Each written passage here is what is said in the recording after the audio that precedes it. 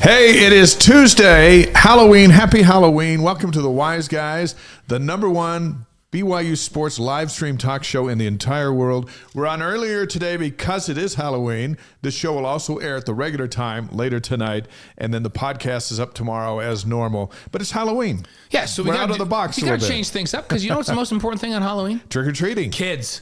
Well, that too. Kids are the most important thing, and trick-or-treating with those kids. So, and we appreciate those that are with us early. And if you're going to watch at the regular time, we're glad you're watching. And if you're listening to on the podcast, we're glad of that. Make sure you follow us on YouTube. We'll put the link in the chat here. And hit the subscribe button because it's free. We're live on Facebook. We're live on Twitch. And, of course, everything you need is at ysguys.com. Ysguys.com. Everything you need. Everything but food. You know, everything you need. And subscribe there so that, like Dr. Ketch is in the house. Amber Payette's, early tonight from New York. You know why?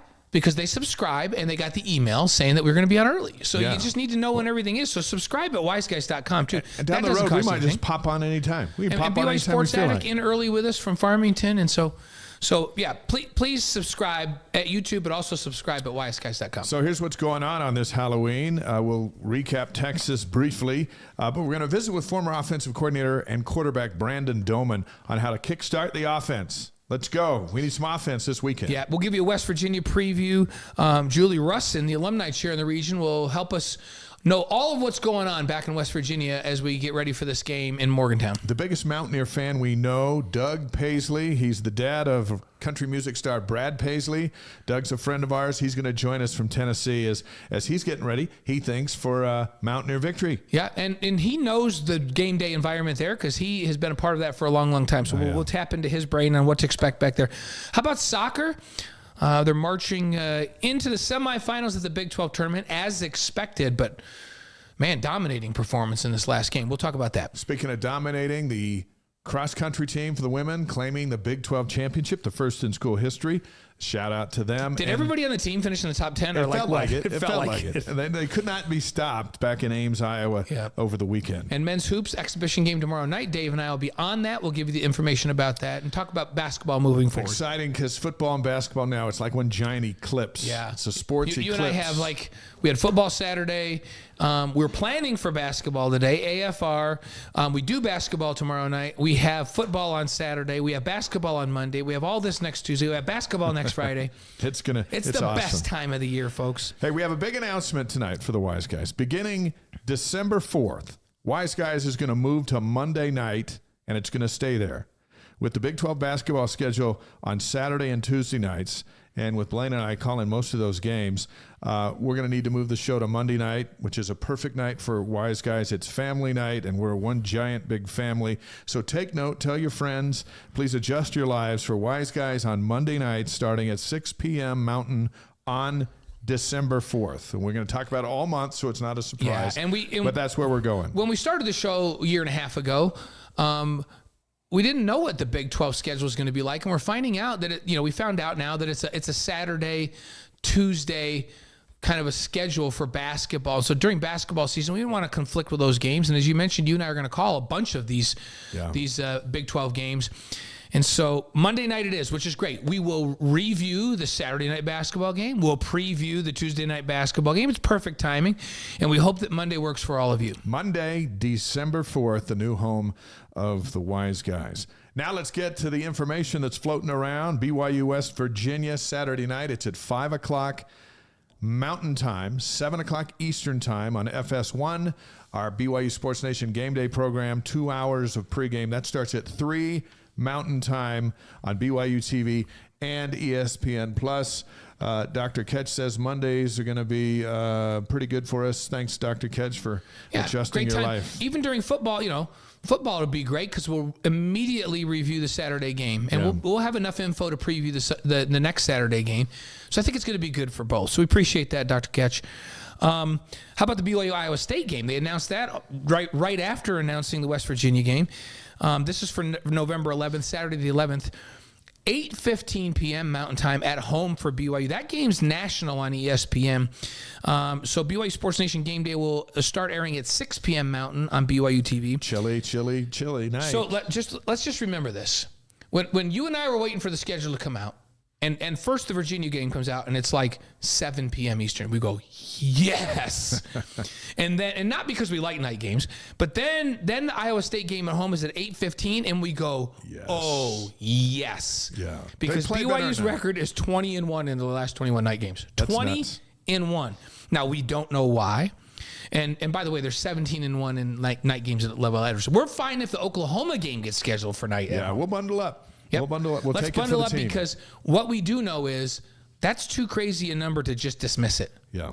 Yeah, there's something to it now. We don't know what the reason is. Neither does Kalani. Everybody's trying to figure it out, but it is what it is. So we're very thrilled to announce that both games are night games in the next 2 weeks. Future scheduling announced this week. BYU is going to be at SMU in 2024. That's next season. That replaces the Utah game as a non-conference game because Utah's now a conference game.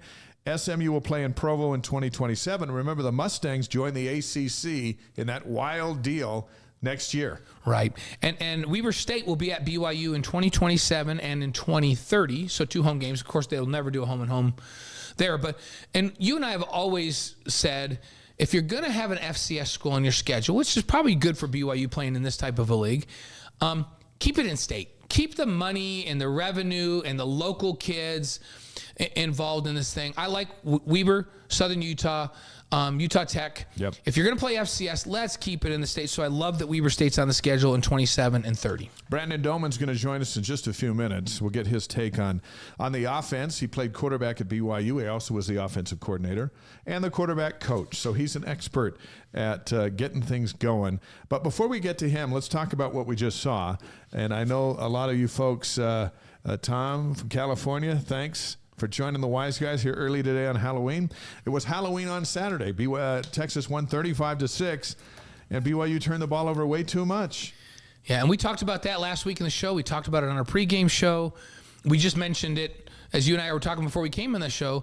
In this league, the worst teams in the league are better than most teams that have been on BYU's schedule in their old days of independence and in the old Mountain West and the old WAC. You turn the ball over and you're negative in turnover margin, especially when you give up points, we call them terminal turnovers, or you give up a punt for a touchdown, you have a hard time beating anybody, let alone Texas, who's in the top 10 in the country. And so just too many turnovers. Keaton Slovis ended up 24 of 39, 197 yards. We'd like to see a little bit more production out of that. But 2 interceptions. You know, a tip ball on one, And kind of the other one went through. Lassiter got a hand on it. Yeah, actually 2 tip ball interceptions and a fumble. So on an unblocked player on a blown blocking assignment, right? So that's a tough thing to go out and win. Darius Lassiter had 5 receptions for 75 yards. He's emerging as a really great He had a great weapon. 47-yarder. We spotlighted it on after further review, which you can see on the BYU TV app anytime tonight. So did we figure out that Lassiter could come back next year? He will. I interviewed him for game day for this weekend, and he's back next year. For some reason, we were thinking he was a senior, but the COVID thing, we can never figure this out. If he's back next year, wow. He and Chase Roberts. Because he just keeps getting better. He's a transfer, and sometimes it's hard. He seems like he's really starting to grasp the offense and be aggressive. I love that he's coming back. You know who else is coming back next year? Aiden Robbins, right? Aiden Robbins is 17 rushes for 56 yards. Not the kind of production you'd like to see, but man, did he finish some runs, and he's shown flashes of brilliance now that he's feeling healthy. Flashes of some really physical running, which BYU's missed. Problem for BYU on the offense, the turnovers, which we've already talked about, and they were 2 of 13 on third down and 2 of 3 on fourth down. And honestly, I don't know how many times we're going to analyze this, but you're 2 of 13 on third down because your average yards to gain that you have left on third down is one of the worst in the country if you're BYU right now. Yeah. They average 3rd and 8. Like NFL teams don't convert on 3rd and 8. So, yes, they have a third down problem, but guess how the third down problem gets solved? Be productive on 1st and 2nd down. Exactly. And which basically I'm saying is the offense has been bad. Yeah. They're not getting positive yards in production on 1st and 2nd down. If you have a bunch of 3rd and 4s, you're going to convert a high percentage of those. If you have a bunch of 3rd and 8s, you're not. And that's been their issue. They have just had very poor production on 1st and 2nd down. On the defensive side of the ball, they forced 2 turnovers and had 2 fourth down stops at the goal line. And they gave up 35 points, yet it felt like the defense played good because they had so many short fields, the Longhorns, after those turnovers. Remember, they had 21 points on a total of like 40 yards of total offense because they had a punt return for a touchdown, 72-yard punt return for a touchdown in the first quarter.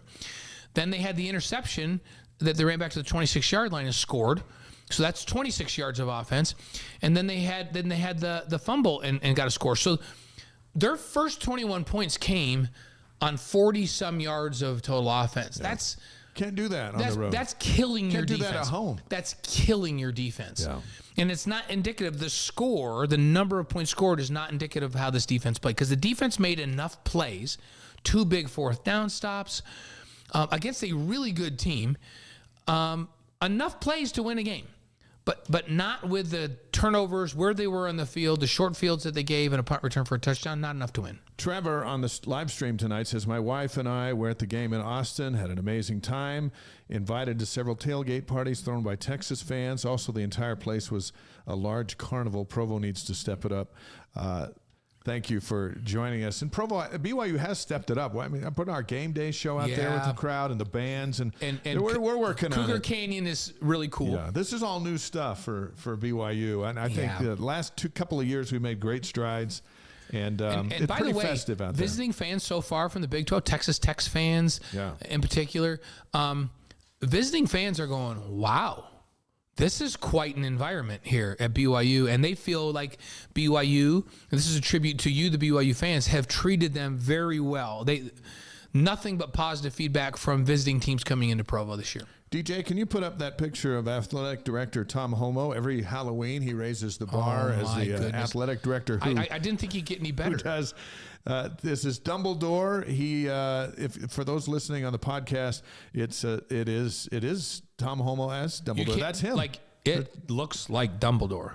This is amazing. And I heard an interesting thing. So we had a meeting with the Big 12. I think this is okay to say. He had a meeting with all the Big 12 ADs today on Halloween. Mm-hmm. He was the only one in costume. So you can imagine this gathering of all these ADs in their suits and whatever, answering to Dumbledore as the wizard in charge. I just can imagine the picture that paints. Can you this? But, this is over the top. Stuff. So if you're listening to it on the podcast, do yourself a favor. Go to ysguys.com and just go back to the episode and watch it. And just to this, just watch it for 13 minutes in just to see this costume that Tom Homo has on, or find it somewhere. It's amazing. All right, DJ. Now can you be Voldemort one year and Dumbledore the next? Because I think he was Voldemort last year. I think if you're Tom, you can do whatever you want. You can do whatever you want. But I don't know that it could. Only Tom can pull that off. I don't think he can do both the name who should not be named and Dumbledore. He's done it. DJ, could you also put up the BYU costumes for Saturday's game? This is the uniform configuration, which I think might be my favorite. It is the all whites with the royal trim. You love that one. White helmet, pants, shirt, royal stripe down the pant, and the royal numbers. I like that look. Well, and their record... 5-0. 5-0 in that uni. That's what I like to hear. Yeah. Hey, I want everything going BYU's night game, a uniform they've never lost in. We need all the karma that we can get. So, hey, and Jonathan Ashcraft, glad to have you back with us tonight. So, watching the show from Henderson, Nevada. So, let's listen to Kalani Sitake as we are getting a message from Brandon. Who is, should I just read it? Yeah. Son's leaving tomorrow morning on his mission. Took him golfing, looked at the clock, realized it's almost 4. We're on the 18th hole. Would it mess you up to wait a few minutes? So, hey, there has to be priorities, and we should not be it. And we can wait a little bit. I'll say join us as soon as you can. So Brandon's going to join us as soon as he can. Let's listen to Kalani Sitake as he set the tone for the week as BYU prepares for West Virginia. 3 minutes of the coach right here. Yeah, another week. Just seems like the season's flying by, and so we've got 2/3 of it done. Heading up to our last third of the season, last month of the regular season. So we're sitting here right now at 5-3.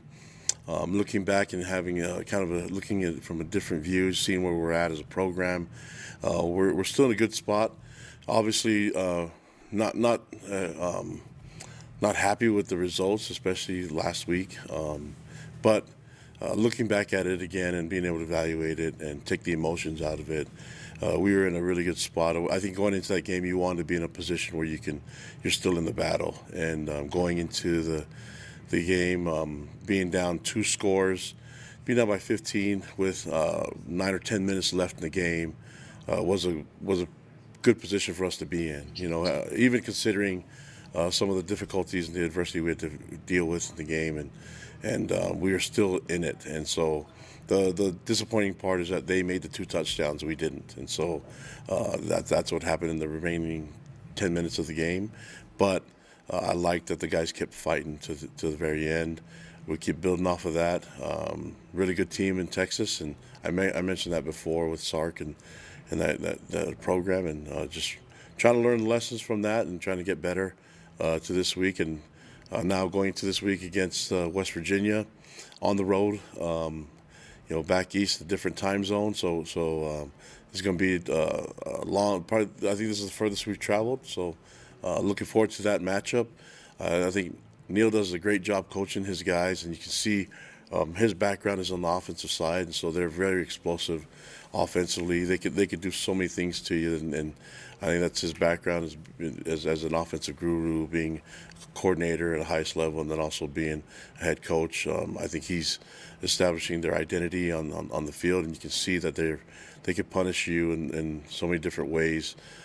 Really balanced team, but They have a quarterback they have a bunch of quarterbacks, but they have a quarterback that can throw the ball, can run, tough O-line, tough receivers that can, they average around 200 yards receiving and 200 yards rushing. So the receivers can turn a quick throw into a big gain, tons of talent there, and big O-line that can pass pro and run block. And so you combine that with a big running back.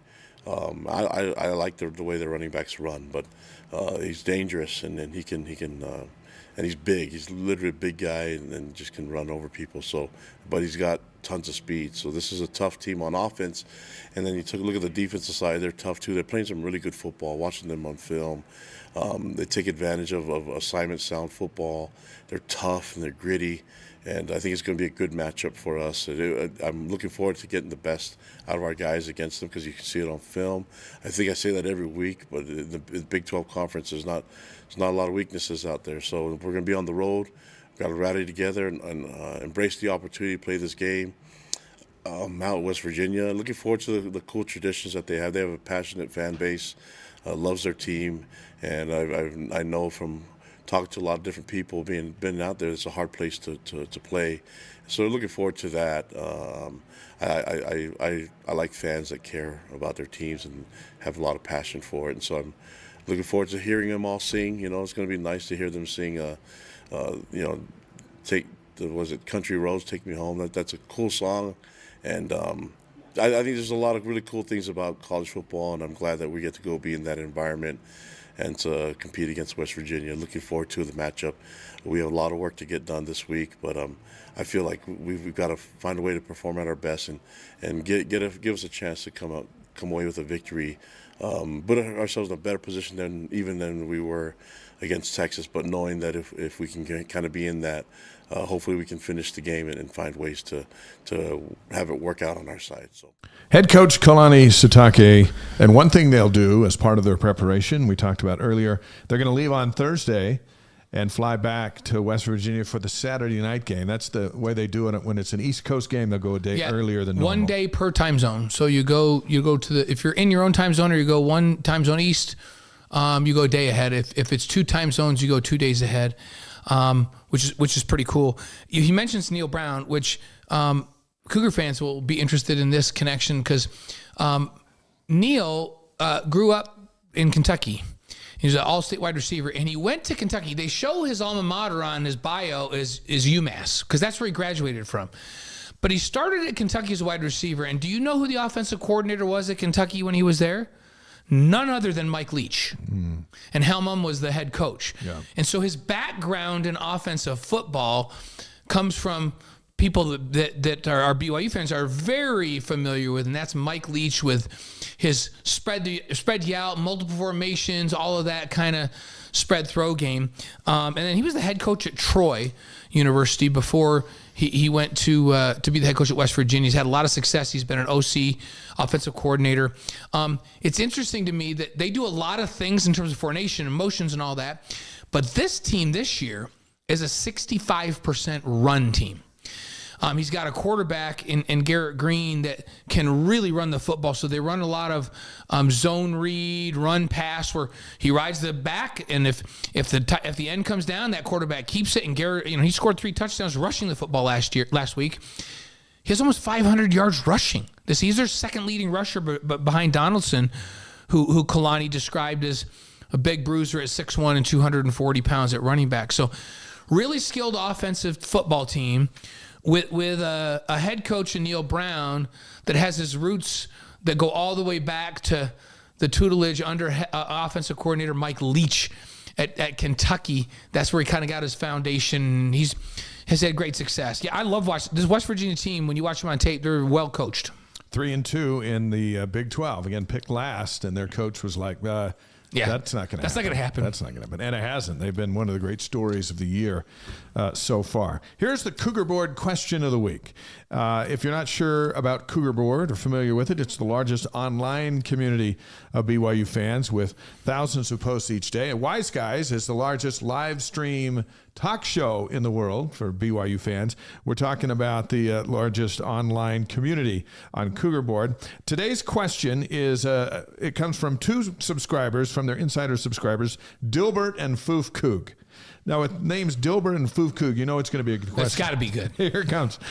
Do you have any thoughts on why there's so much disorganization on the offense this year? We've never seen so many timeouts after a kickoff because the offense wasn't ready for the first play of their drive, or the receivers having so much trouble figuring out who was supposed to be on the line or off of it. We saw again on Saturday when the offense was confused coming out of a timeout on 4th and goal from the 2 and had to call a second timeout, which got him a penalty because this year you can't call back-to-back timeouts. This is out of character for BYU. What's wrong this year that these problems keep happening and don't appear to be getting any better as the season goes on? I think that's the biggest thing that I've been asked about. People upset that it hasn't got any better. Not that the problems exist, they just haven't got any better. So that was a big, long question. What do you got? Yeah, and we alluded a little bit to it earlier.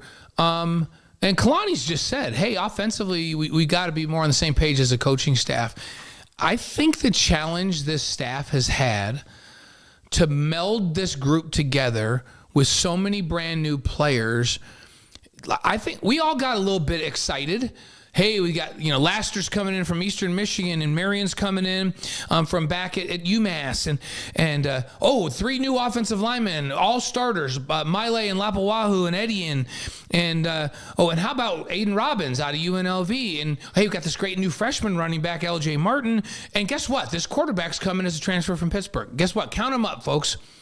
That's 7 starters that were not in this program last year or any year before that. And I got caught up in this.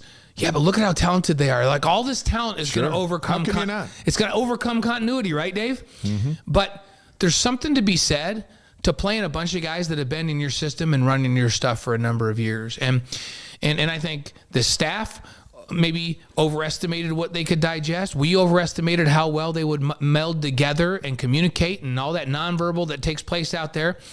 They've just had way too many mistakes.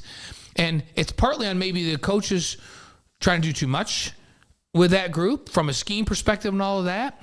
And partly their inexperience in this.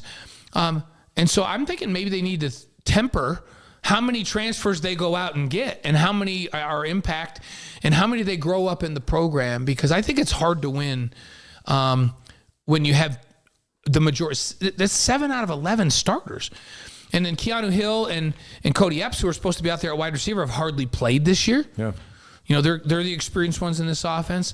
And so I think it's a combination. I think the staff could do a better job of tailoring what they're calling in the schemes to what they have out there, maybe simplifying, and maybe overestimating how valuable just pure skill is versus should they be playing more guys that have been in the system for longer and know exactly what they're supposed to do? Good question and a good answer, and let's hope we see some solutions on Saturday night at West Virginia. As we wait for Brandon Doman, let's jump into some campus notes. We've got 3 great guests coming up here, and we're going to be a little shorter than normal because it's Halloween, but we've got a lot of information to pass on. Women's soccer, by the way, back in action tomorrow in the semifinals of the Big 12 tournament. That's in Round Rock, Texas. They'll play UCF at 6 o'clock Mountain Time on ESPN+. Beat Oklahoma yesterday, Monday, 7-0, or 6-0. They're up to number 6 in the polls. What's the equivalent in football? Is that like 80-0 in football? It's got to be something like that. Something like that, right? The championship game, by the way, is Saturday. BYU needs to win this championship to get a 1 seed in the NCAA tournament, and a 1 seed can get you up to 4 home games. Southfield at night in the cold favors the home team. Yeah. And any team from the South that we've seen come in late in the year, that just doesn't work out for them. So they're playing for, obviously, the Big 12 title. They got to beat UCF Wednesday and try to win the thing Saturday to get a number 1 seed. They might get a number 1 seed if they don't win, but they got a legitimate shot. Legitimate to be number 1, which 4 home games is big, right? Jen Rockwood now 450 career wins. They're 15-1-3 on the year. The 1 loss to Utah State, we've talked about it before. We don't understand it. It just is what it is. It is what it is. Let's go to cross country now and the Big 12 championships this last weekend. The number 4 women's team nationally, they won the Big 12 championship this past Saturday in Ames, Iowa. They're the first program to claim a Big 12 title. How about that? That's great. That's pretty cool. We were always all saying, who's going to win the first Big 12 title? Well, that's the first one contested, right? Yeah. And they win it. How about that? Also, the 24th conference title in program history. Shout out to Diljit Taylor and the Cougars. And they're a contender to win the national championship this year. They, if they have a good day, they'll compete for national championships here in cross country. The number 3 ranked men's team finished second behind the number 2 ranked team nationally, Oklahoma State. It's the 31st conference championship meet where the men have finished first or second. So congratulations to Ed Eyestone. And now they've got a little bit of chip on their shoulder going into nationals saying, hey, we need to trade places with Oklahoma State here and go and win a national championship. But both the men's and women's will be in the NCAA Mountain Regionals on November 10th in Lubbock, Texas. More campus news ahead in a few minutes. It's our pleasure to welcome former BYU and San Francisco 49er quarterback, former Cougar quarterback coach, and BYU offensive coordinator, our friend Brandon Doman, who's fresh off the golf course. First of all, we want to wish you a happy Halloween, but let's get right to the results. You're out playing your sons on a beautiful cold day. Who won? Oh gosh, my son that's leaving on his mission tomorrow, his name is Jace, and he beats all of us every time. He's pretty good. Unfortunately, I wish it was me, but it's not. And Jace is a football player too, right? Yeah, he is signed to play at Southern Utah after his mission, so he's starting to prove to be a better golfer than he is a football player. Hey, I always said, Brandon, and my wife used to say, Brenda, Brenda, she used to say, why don't we get our guys a little more practice up at golf? I don't know that I want them to, because she watched me get smacked around when we were dating and then married, and she's like, I'd be okay if they played golf. I don't know. What's your thought? Would you be okay if he just went and played college golf? Yes, I mean he jokes about it, but he puts enough time in on the golf course. He probably could figure it out. But yeah, I've got three boys, 3 of my 4 boys that have really taken a liking to golf, and it's been so fun to watch them take that sport on. It's been fun for us. Hey, where's your boy going on his mission? Tacoma, Washington. He goes into the Provo MTC tomorrow. He's been in the home MTC for the last 8 or 9 days, so it's been mom's getting pretty sentimental. What's the rules? Like, if I happen to be in Tacoma, can I go take Jace out to lunch or something? Can I do that? I think you can. Of course you can. Yeah. Well, I get to Tacoma. These are different times. I get to Tacoma and Seattle all the time. I might have to figure out how to get a hold of him, take him for lunch one time when I'm up there. Wednesday mornings in and around the MTC are wild because you've got happy families going in, and they come out with one less occupant in the car, and they're all sad coming out because of the great drop-off experience. Good luck with that tomorrow. That's awesome. Hey, what about Texas? What's your reaction to what you saw Saturday? Well, Texas is really good. Obviously, obviously it's it's a football team that BYU is going to have a hard time beating no matter what. Yeah, and they turned it over, and it wasn't no matter what. They just got handled with short fields and mistakes, and it didn't feel like a 35-6 game. But punts for touchdowns. We were saying it felt like the defense made enough plays in that game to keep them in the game. But when you're playing bad teams in this league, feels like the margin for error is not very big, and you can't turn it over. Especially terminal turnovers are big plays for touchdowns. So your thought on that? Yeah, I mean, turnovers in big time football from the NFL down, turnovers have become such a critical component to winning football games. Defenses are so good that you just can't afford to not have every single drive. So if you give up some turnovers, inadvertently, not fourth down stuff, but actual interceptions and fumbles and those things, you're just not going to get those drives back when you're playing against a team like Texas. So how does it? You go and you have a loss, and you feel like you left a lot out there with the turnovers and all that. How do you regroup and get ready to go on the road all the way to the East Coast and play against a West Virginia team that's playing really good football right now, run-based football team, really 65% run, RPO kind of stuff, on the road at night on the East Coast? What's their recipe to get this team ready, and what do they have to do to win? Well, they're going to have to get some. BYU's done such a good job this year of getting their own turnovers, and I think being pretty solid on defense. And our third down conversions have been not so really all year long, and so we've got to improve that.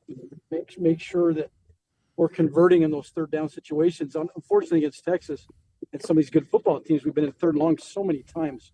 It's near impossible to win. So finding a way to get into a manageable third down situation, then converting so that we can have some, manage some of that time of possession a little bit against West Virginia or anybody in this league. It's the only way to have a chance to win.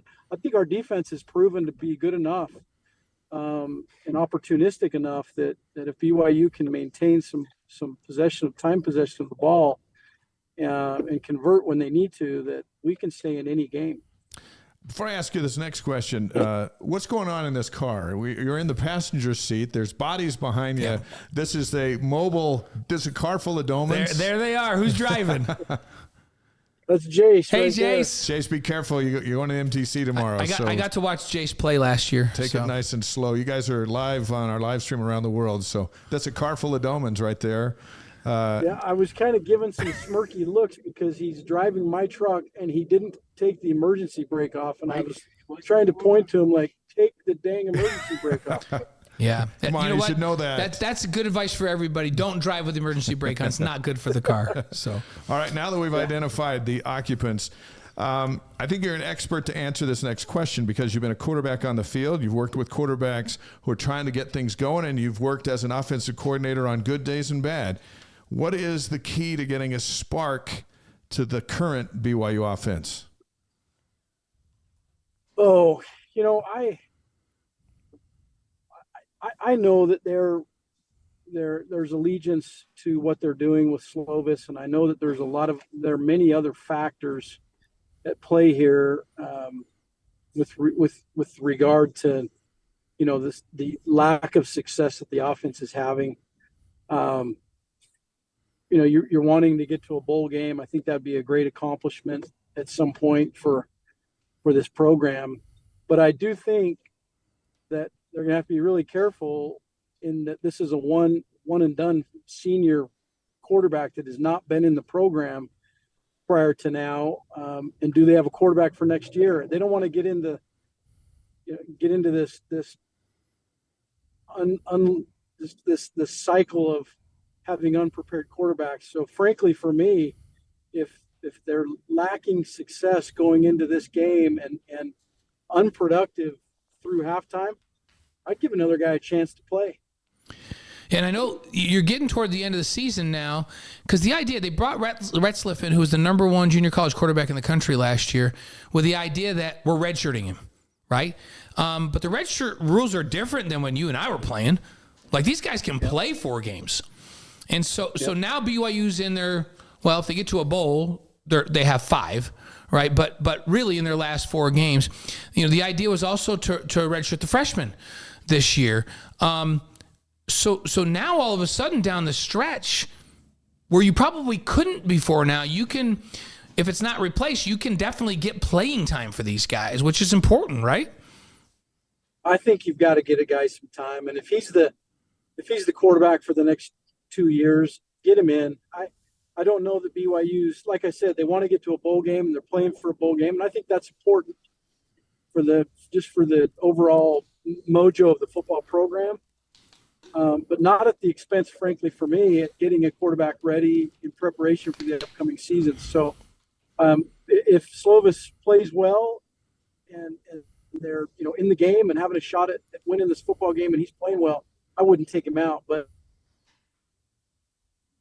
struggling coming into halftime, that's how I would look at it. I would give this another guy a shot to play and gain some experience.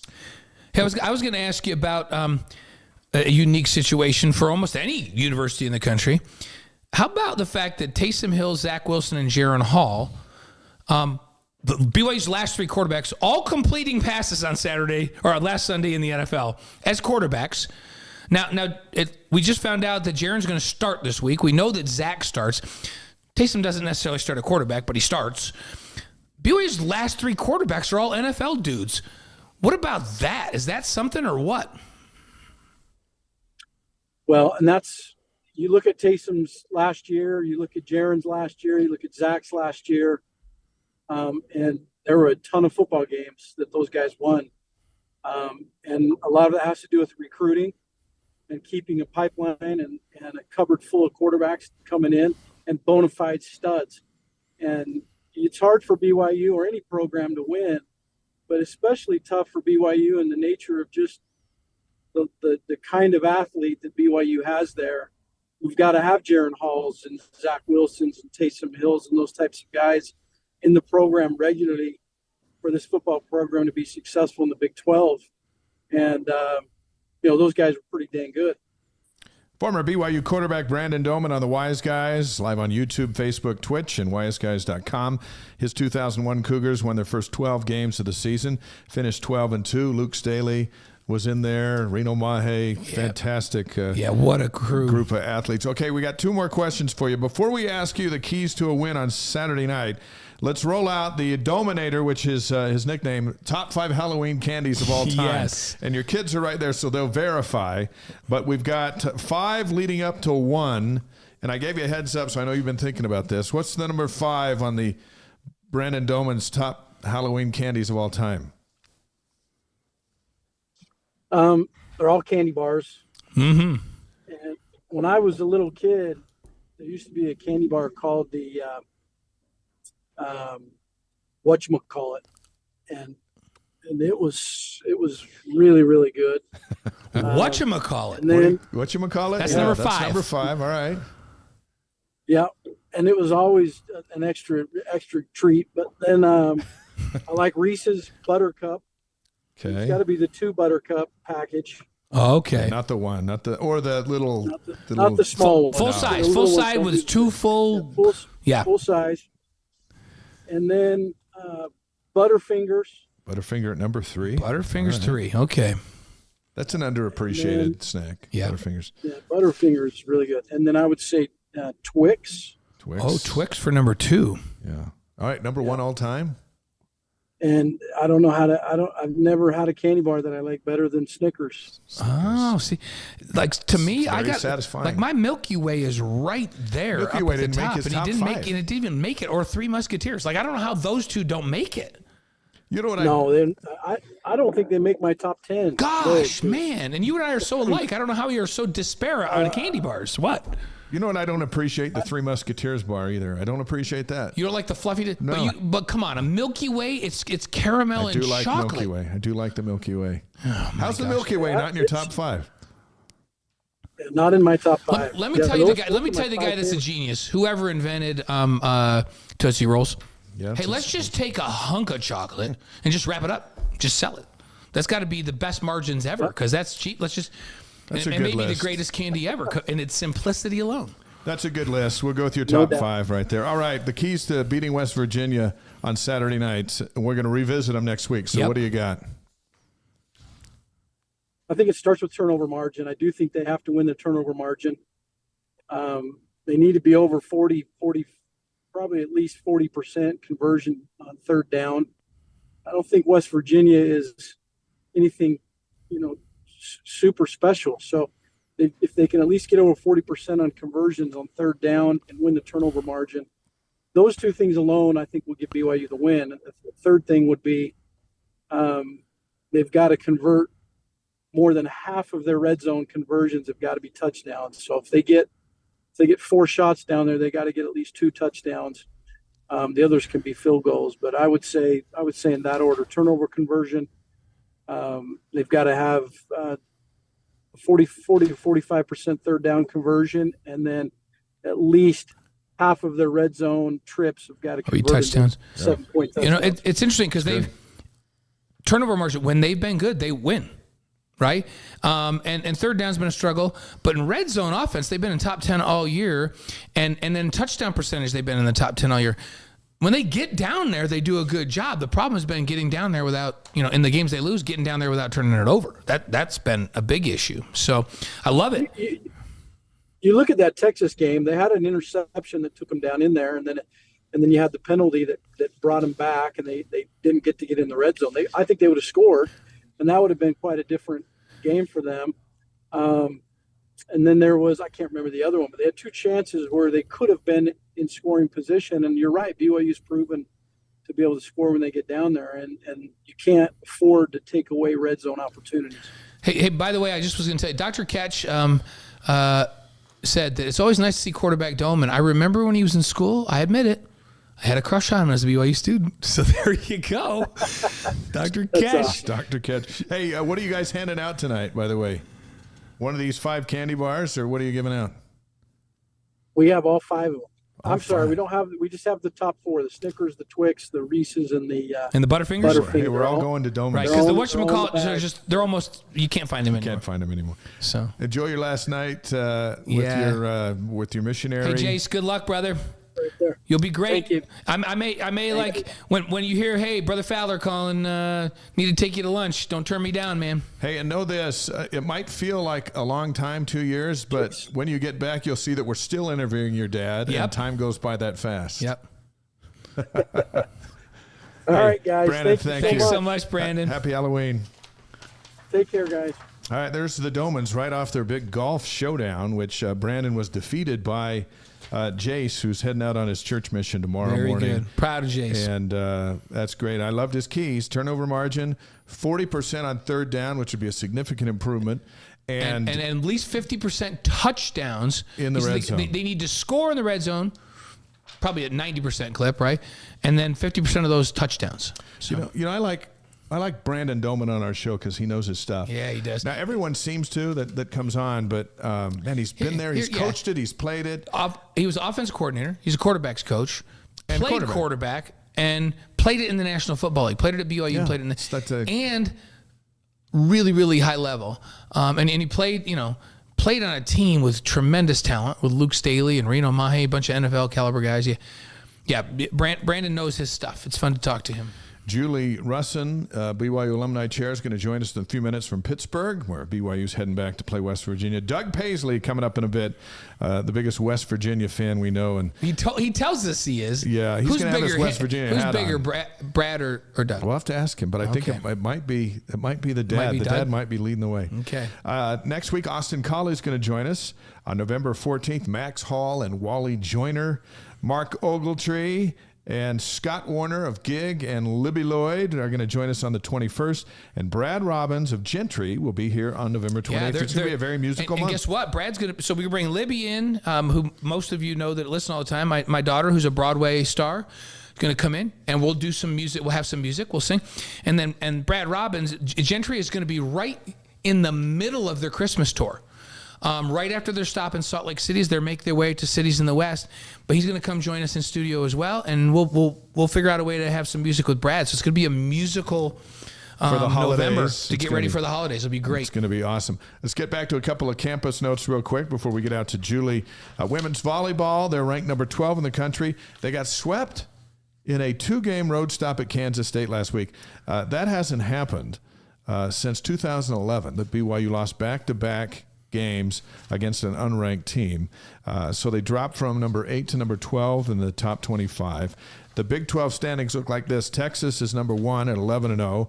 UCF is 8-3 at number 2. Kansas is third at 7-3, and then there's BYU at 7-4. They play Kansas and UCF here in the regular season, so they've got a chance to redeem themselves from losing to Kansas State, which was a big surprise. Cincinnati is coming to Provo Friday and Saturday of this week at the Smith Fieldhouse, 7 o'clock Mountain Time on ESPN Plus for women's volleyball. Nice. And men's hoops, we mentioned at the beginning, exhibition openers tomorrow night against Life Pacific, an NAIA school. It's tomorrow night at 7 p.m. Mountain. That'll be on BYU TV.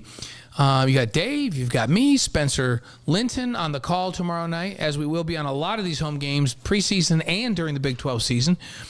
This one's on BYU TV. I think from this point forward, they're all on ESPN Plus, right? So, but we'll be calling for ESPN Plus. Vanquishthefoe.com reported that BYU defeated Stanford in a secret scrimmage on Saturday, 77. We're not going to talk about it. It was secret. It's secret. So, this is like I didn't even say this. But evidently they beat Stanford 77-72 at the Marriott Center, and Spencer Johnson led the way with 18 points. He's been the most consistent player for them this last year, and he's back and should be a big-time leader for them.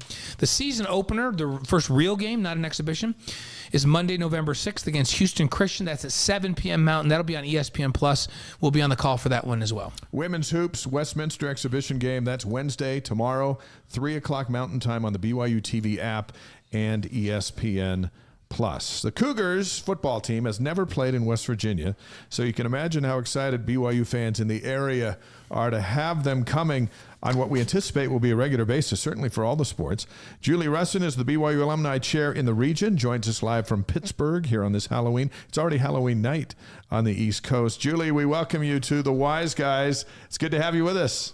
Thank you. I'm thrilled to be here. Hey, what are you giving out to the trick-or-treaters tonight? What kind of goods? Absolutely nothing. I'm in a hotel room, so we don't get too many trick-or-treaters around here. You know, I don't know. I've never trick-or-treated at a hotel. That's true.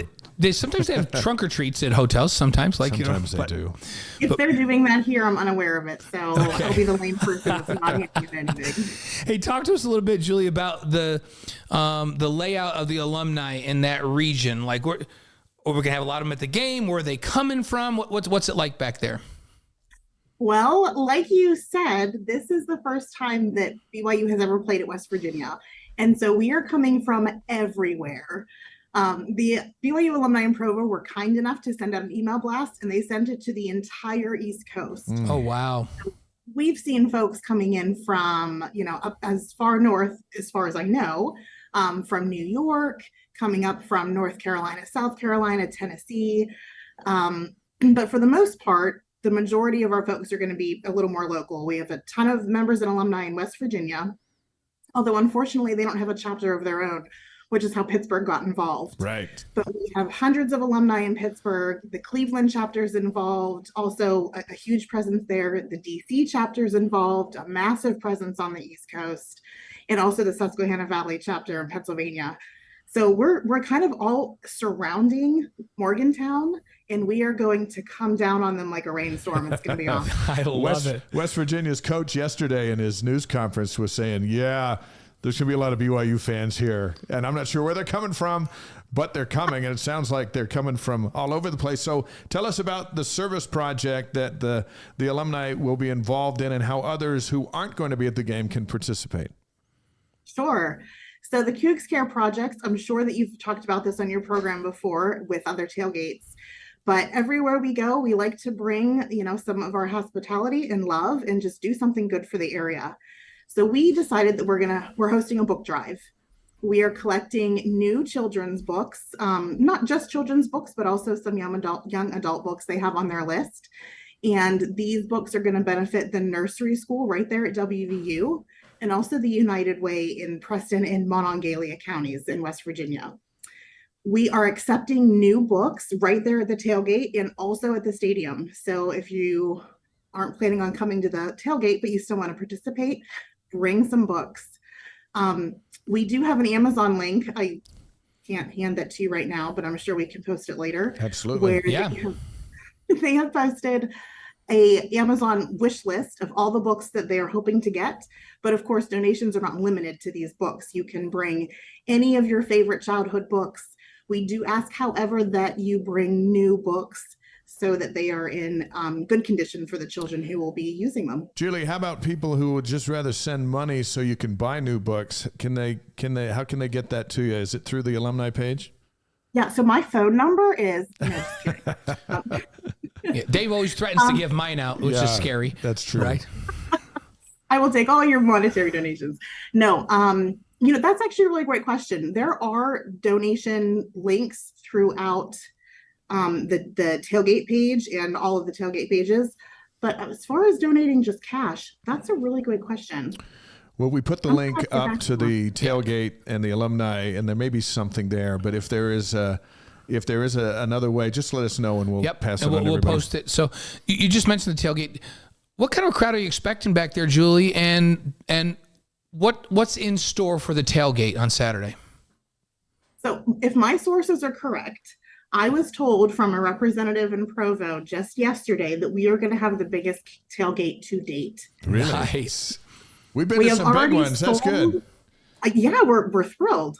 We've sold over 1,000 tickets to the tailgate and are expecting another 500 to 1,000 to just show up day. Oh, wow. 2,000 possibly at the tailgate. That's serious, because when you're going to the tailgate, that's not just, hey, we got tickets, we're going to get there in time for kickoff, which is how a lot of people do it.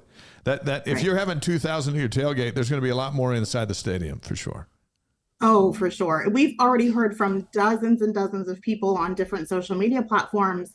Oh, we didn't even know you were selling tickets. We didn't even know there was a tailgate. We bought our tickets through someone else, and we expect to see them all on Saturday at 4 p.m. That's great. Well, we've posted the link to the tailgate on all of our platforms. We've also posted the link to Amazon.com for the book drive.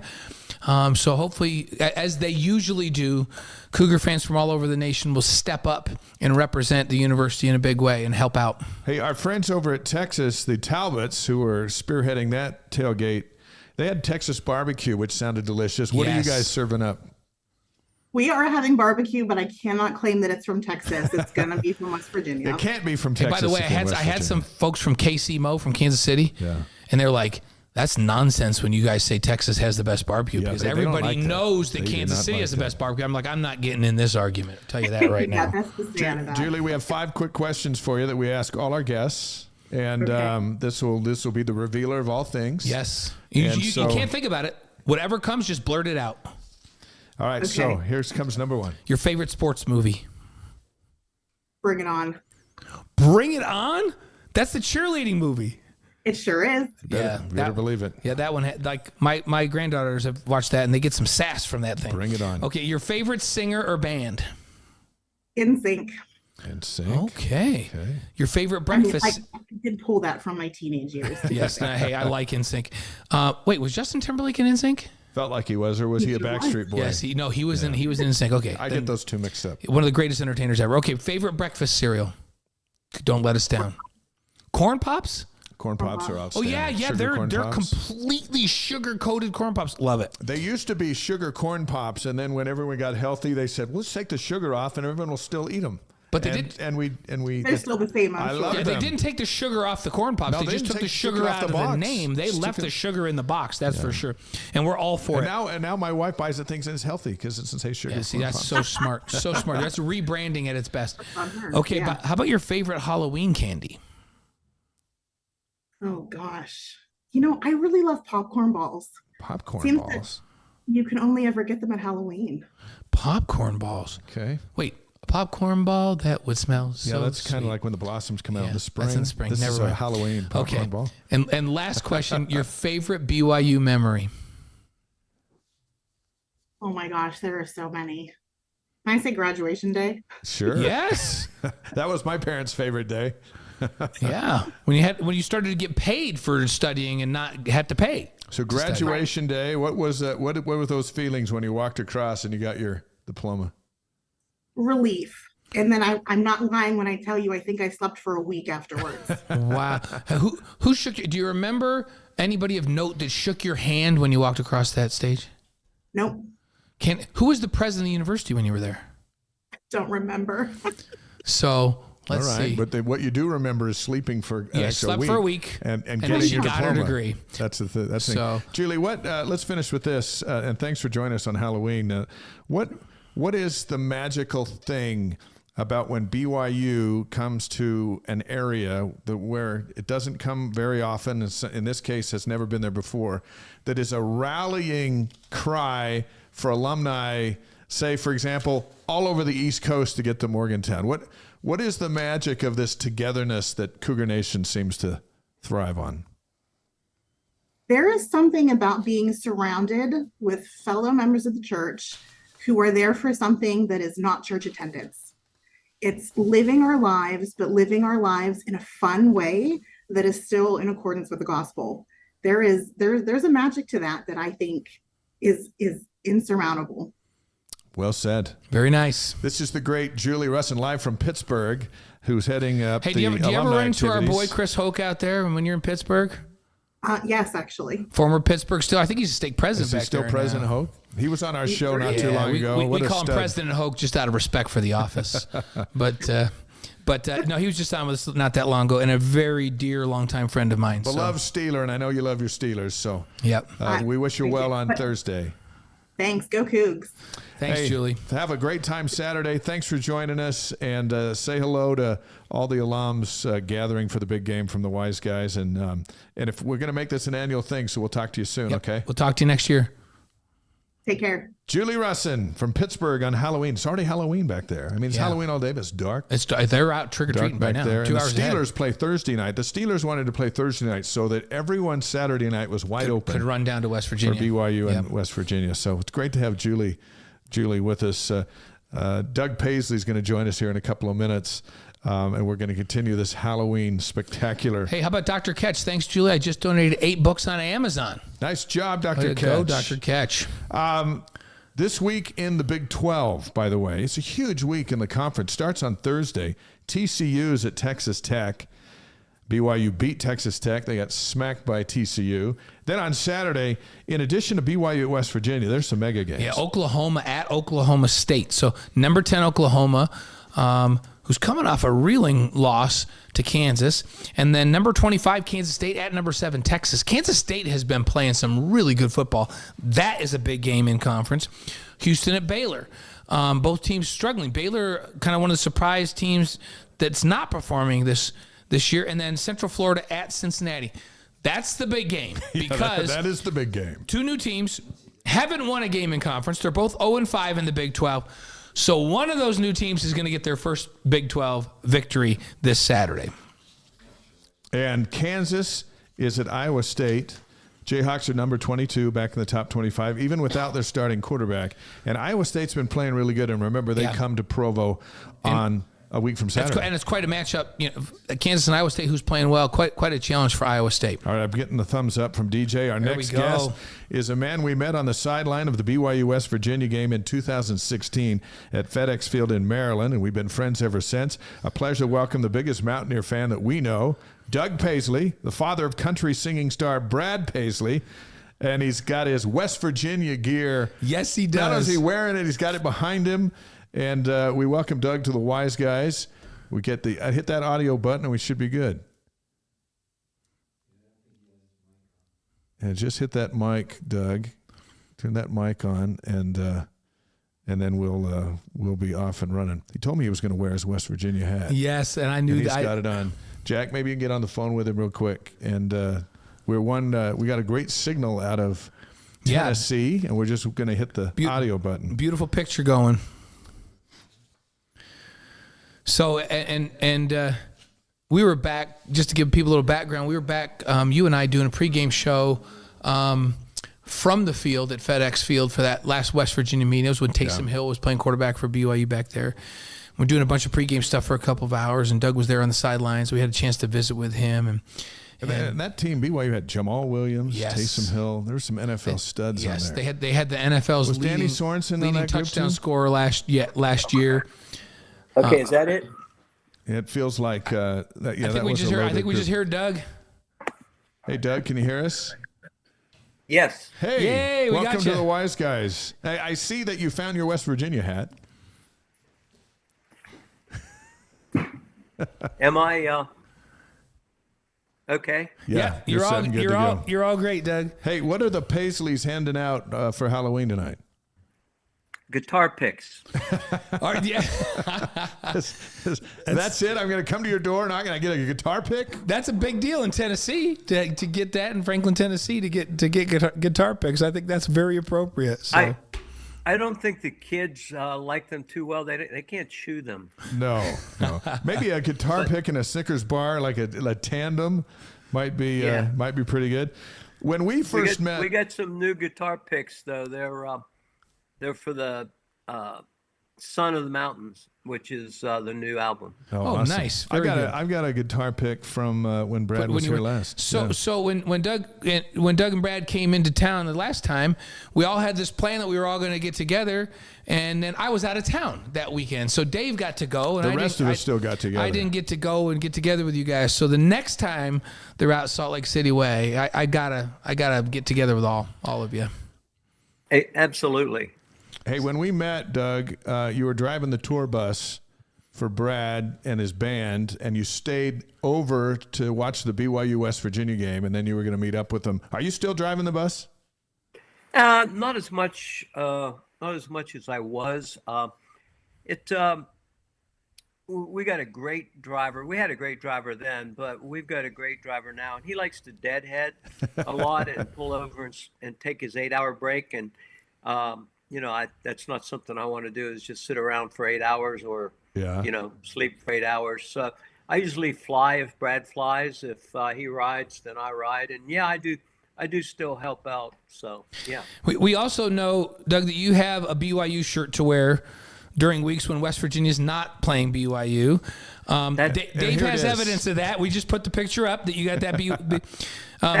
Do you still have it? And do you ever wear it? I do still have it, and the answer is yes. I have worn it. It's been a couple months. It's in the bottom of a drawer, but I wore it to sleep in one night. I remember it distinctly because it was right after we found out that BYU was coming, on board to the Big 12. Well, it looks it's fantastic, and I was glad you have it and still have it. My wife will be happy that you still have it. And it looks good. And I should have gone and dug it out for this, but I hurried back. I was in a panic. I thought that we were 4:30 my time. Oh.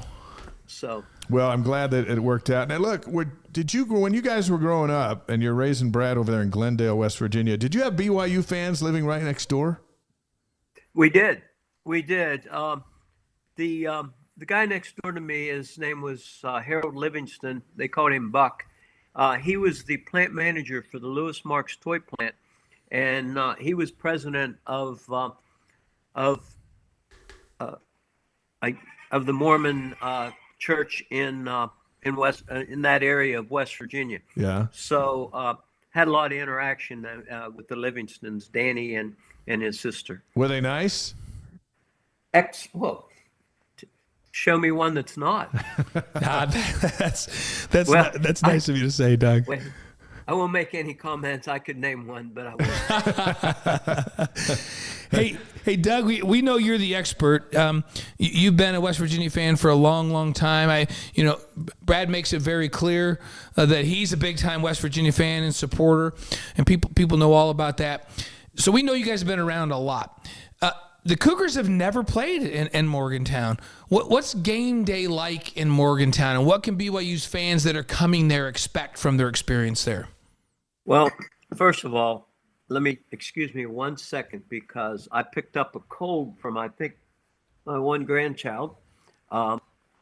Thank you, Jasper. They're very giving. But anyway, they're very giving, those grandkids. Oh, they are. And by the way, is this is this shirt coming out right? Yeah, Oh, it says, yeah. it says Yeah, BYU. According after it goes through our filter, it says BYU on Well, there. nothing is worse than to see people Zoom or FaceTime you and everything is backwards. No, it's we can read that West Virginia just as well as anything, so it's all good.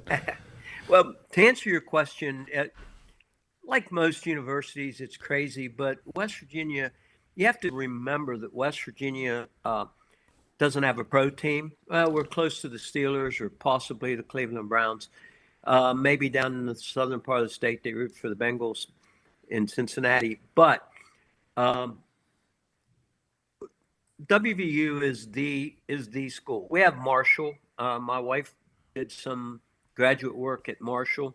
She's from the Huntington area originally, but it's when it's game day, it's actually the largest city in the number of people there make it the largest city in the state on game day. Wow. So, West Virginia is a little bit of a rural state, we would say. And so they come to party and they party hardy.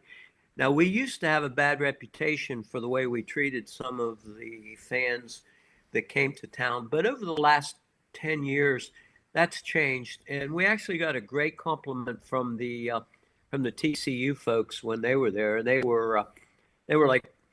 would be walking by and they'd be invited over for a beer or a soft drink or a hot dog or something. And that's West Virginia for you. And I know that would be the way that it would be at BYU too. Now put your analyst hat on, and what are going to be the keys to this game on Saturday night under the lights there in Morgantown with BYU coming in after getting roughed up against Texas, and West Virginia at 3-2, a shot to get to 4-2 in the Big 12. Excuse me. I think the key, just like with your games before, are turnovers. We had the turnover advantage in the last game, and I think that's the key.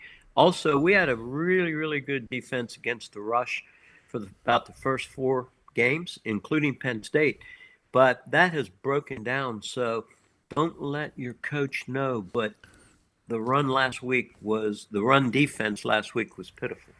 All right, we'll keep that between the three of us. What about this quarterback Garrett Green? I kind of like him because I played a little like him. I'm only 5'11". He's 5'11". He's running around making plays. What makes him special? He's 5'11", like Ron DeSantis is 5'11". What was it I read yesterday? They accused DeSantis of wearing lifts in his boots. Of course, there's no proof of that. But Garrett Green's probably a good 5'10", if anything. But he's a spunky guy, and he took over last year and did well at the end of the year and started this year. He's a good guy. He's a good playmaker. Let's put it that way. Yeah. Doug Paisley's on the Wise Guys tonight, live on YouTube, Facebook, Twitch, and wiseguys.com. Our live streamers from all over the world. Shout out to Singapore and everyone else who's in with the Wise Guys this week. You have been to Cougar Stadium, LaVell Edwards Stadium, when Brad played Stadium of Fire a few years back. Yes. In the event that you come back next year on the schedule, it will be like coming back home a little bit. I know the Brad plays up at USAN all the time, but he's played in Provo. And what have you thought? What were your impressions about this place? It's a cool state. It's a cool place. I've been in several stadiums. There are some that are really generic and don't have any real style to them, but your stadium does. Our stadium is a lot better than it was when it was first built. They've made some major improvements there. So yeah, I would love to be back. I'm gonna put it on my calendar when I see where it is. Maybe I can get Brad to come with me. Get Brad and we'll host you. Yep, we'll take great care of you if you come back. And live streams available all over the world. I mean, we have people in the Philippines and Singapore and South America that join us every week. But Dave and I are here in Utah. So our big question is, when are you going to bring Brad and the band back this way? Because we want to get together with you if you come back out west again. Probably next. Don't hold me to this because the schedule is very fluid right now. Probably next spring. We have a Europe trip in, I believe it's March. And then after that, we'll start some other things. I think we've got a Canadian trip. And sometimes when we do the Canadian part, especially if we go west, then we drop down, to places like Yakima, Washington, and down to, Salt Lake, Provo, those areas. Doug, let's finish with this because I know Brad's got some new material coming out that's very personal to him as he addresses some crises in our community. Tell us about what the new project is and how much are you looking forward to it? You talking about the musical project? Yeah. Or are you talking? Oh, okay. We made a trip up into West Virginia. We have a serious opioid situation in the state of West Virginia, especially in the southern part of the state. We went up there and we did a lot of filming, talking to people that have beaten that dastardly thing. Yeah. And we, if you go to YouTube and look on there for Son of the Mountains and the opioid song, we filmed some of it in. Excuse me, I'm all plugged up. We filmed some of it in a coal mine. It's actually an exhibition coal mine. It's a real coal mine that has been turned into an exhibition mine in Beckley, West Virginia. It's worth going there to see it. But we filmed some there. We filmed some at the iconic New River Gorge Bridge. So if you go look on YouTube right now for some of those videos, they're pretty. They'll tug at your heartstrings, and some of the interviews, especially the sheriff of Fayette County, Sheriff Mike, we call him. He is one of these lawmen that what he wants to do with law enforcement is to keep people out of jail, and he has done a really, really great job of helping a lot of these people that are addicted and have beat the addiction, and he's helped them in every way possible. Music is a power, and it can generate a lot of good, and I know that that all of you are working to do that with this project, and we know that Brad got all of his talent from you and your wife, and so that's why you're on the show and he's not, but right. Mostly because you're our friend, and we appreciate and enjoy our association with you. Well, I do too. It's I told, I was in West Virginia last weekend, and I told some of my buddies, we have a coffee morning every day when I'm home, and we call it Joe's Glendale Cracker Barrel and Emporium. He's a back rat, and we have a great time there. And I told him, I said, I'm going to be talking to some BYU folks here this week, and I won't say what one of them said, but thank you. Anyway, he's a great guy, and he would be the first. Yet, in fact, if you want to come there this weekend, he'll host you at his house. Wow. Yeah, we're about 90 miles from Morgantown as you go around the Panhandle and down into the other part of the state. Yeah, Dave I wish I was home to go to the game. I really do, but I'll watch it. And I may be texting you with some comments. Some trash talk. We welcome that. Dave and I don't get to be back in Morgantown this week. Like last time BYU played back there, where it was in Maryland. We were back. We're hosting in the studio this week, and we have Spencer Linton back on the field back there. So we're involved in the game, but we're doing it from a distance in studio. So we'll be watching it on TV just like you, Doug. Okay. Hey, thank you. I know you're heading over to Brad's for a big Paisley Halloween party, as everyone should have it in their homes, and I know this is a big fun night for you guys. We will see you. He's a big kid. He enjoys it more than his kids do, I think. Well, we appreciate. He's usually a superhero, or maybe he's I'm not sure what he'll be. It's always a surprise when I end up over there. That's and awesome. See what he's come up with. Well, we appreciate you carving some time out for us, and you've been such a great friend, and and so hospitable to us when we met you the first time back there in Maryland at that West Virginia game. And we're very grateful to be able to call you friend.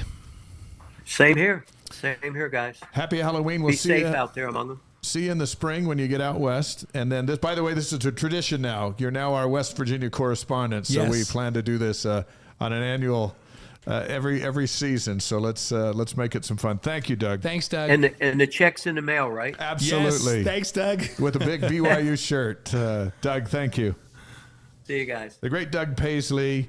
We have such a fun relationship with him, and it's so random, right? We were doing our stand-ups there at FedEx Field, and he walked over, and he was looking at us. We're looking at him. We started visiting and found out that he was Brad's dad, and that he was driving the tour bus at that time, right?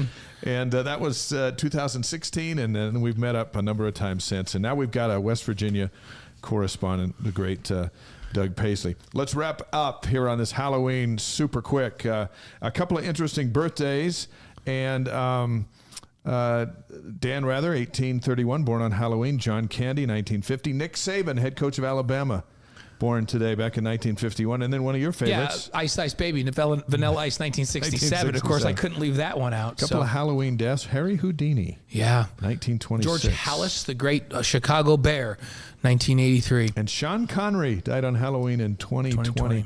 Our Wise Guys inspirational quote of the week is from Sean Connery. That's right. He says, "There's one major difference between James Bond and me. He's able to sort out problems."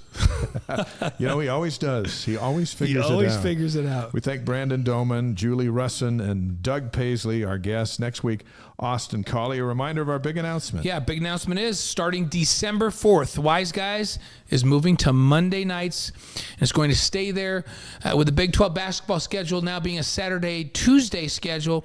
We're going to fit this in between. We'll have lots to talk about. Dave and I are doing most of the home games this year in the Big Spencer, 12 with Spencer. And so take note, tell your friends, make sure you adjust your schedules to be with us on Monday night starting on December 4th, same time. 6 p.m. Mountain, 6 p.m. to 8 p.m. Mountain time. You'll have to figure that. I don't know what that is in the Philippines, but we just appreciate you being with us. We think that's going to be a good move for everybody. The podcast is up tomorrow. We'll see you tomorrow night, Wednesday, 7 o'clock Mountain time for BYU basketball exhibition game against Life Pacific. First chance to see the new look Cougars on the floor. And then Saturday, we'll see at 3 o'clock Mountain time on game day leading up to BYU and West Virginia. Both those basketball and game day on BYU TV. Yep. So we'll see you tomorrow night, and we'll see you again on Saturday, and then next Tuesday. Happy Halloween. This is like the greatest day of the year. One of them. I'm just going to eat a lot of candy. Yeah. See you guys. Be safe.